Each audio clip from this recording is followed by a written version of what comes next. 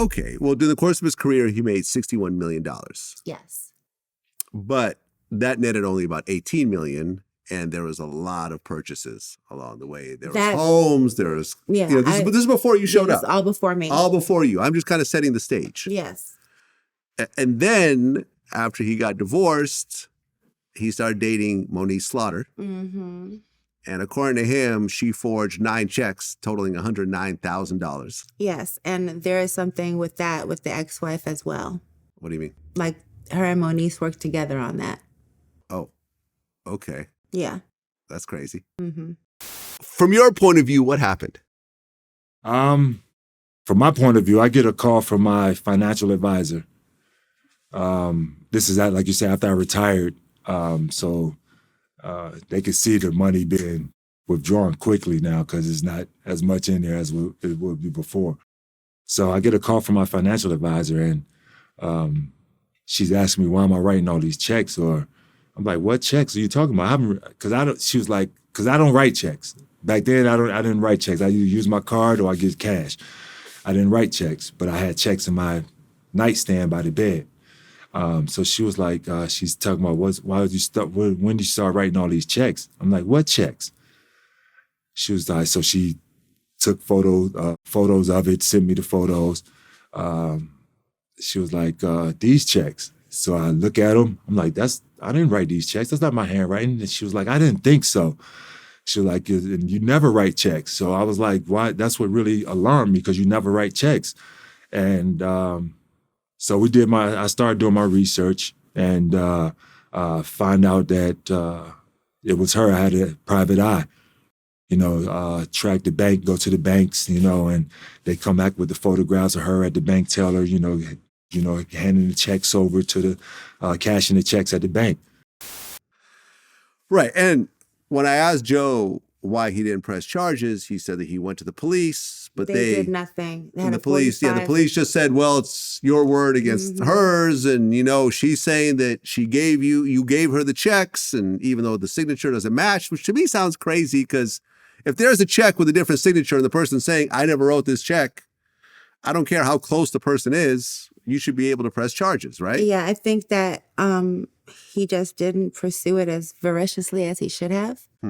And, I'll say something again. The ex-wife said something to me. The lion will never roar at me. Like he'll roar, but just not at the right people. Okay. And then around that time, that's when you guys met. Yes. It was at the BET Awards after party? Yes. Okay. So when you met him, what happened? I was with my girlfriends. It was the end of the night. And earlier that evening, I did this love manifestation thing. And my girlfriend was like, hey, he's looking at you and he's tall and he's fine. And like, you think he's cute, go talk to him or else, you won't get that manifestation fulfilled. And so I said, oh, okay, I'm going to go talk to him. So I said, hi. And I just walked up and like, hi. And that was it. And he was like, hi. And we exchanged numbers, got together, and yeah, he said that I guess the next night you guys saw each other again. At another party, yes, we did. Party, and then before you know it, you guys were living together. Yeah, because I was here from Germany, so I was staying with a girlfriend who was kind of crazy. I always have crazy girlfriends. So he let me come stay with him. Okay, so now you're living with him. Yeah, now we're living together. This is 2012. Yep. By 2016, you guys got engaged. Yes, we're moving to Atlanta during this time. Okay. Why did you guys get engaged? Because I was going to leave him if he didn't. Okay. It's either marry me or I'm out. Basically, okay, yeah. But that kind of makes sense because at that point, you're in your mid-40s and, it's like you don't really have time to just waste with just shacking up. Exactly. Yeah, it makes perfect sense. Exactly. And he agreed, and you guys got engaged. Mm-hmm. Now, from 2012 to 2016, what's the money situation like? Not really well. We lived in one apartment in Woodland Hills, and I think he had an eviction on that apartment, so I had to put the next apartment in my name. Okay. So we moved to another place in Woodland Hills, and that apartment was in my name. And then he went into his 401k to get some money for the move to Atlanta. And his plan, we were going to break up at that time. He gave me money and he was like, you do your thing, I'm going to do mine. And I said, well, that's stupid. We're both moving to Atlanta. We're going to get separate residences. Why not just live together and be roommates? You know what I mean? That makes more sense, like financially. I'm always about trying to make financial sense of things. And that was just stupid. That was a dumb thing to do. We're both moving to the same place, but separate houses.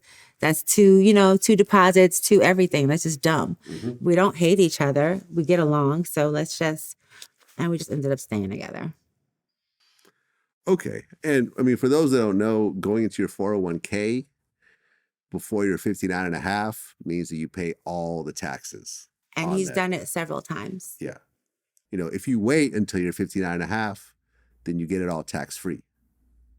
This is why you wait. When you take it out early, it becomes problematic. So that kind of sets the stage of how bad things are financially if you have to dip into that. Exactly. Okay.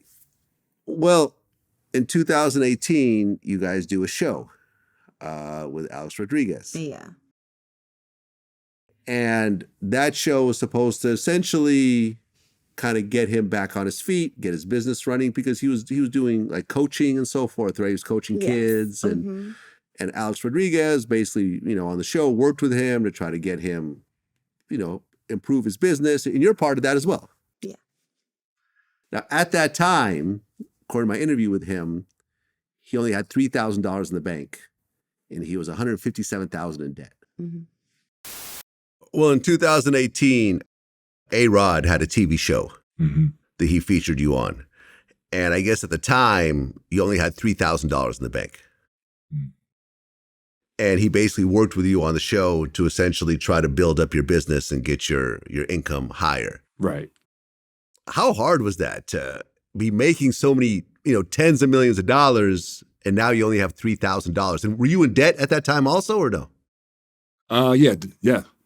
Yes. So you were in debt and you only had $3,000 to your name. Pretty much a low point. Yeah, I mean, it's a very low point. And like I said, when I say I was in a deep, deep, deep depression, like mentally messed up, I'm telling you, I was there. What was the debt from? Just life. Nothing I had anything to do with. Okay. It was all his own debt. Okay. Yeah. But you guys are engaged, so it's not really all his own debt. You're part of this. No, I didn't create that debt. No, but I understand. But if you're engaged and you're getting ready to get married, you're going to be part of this.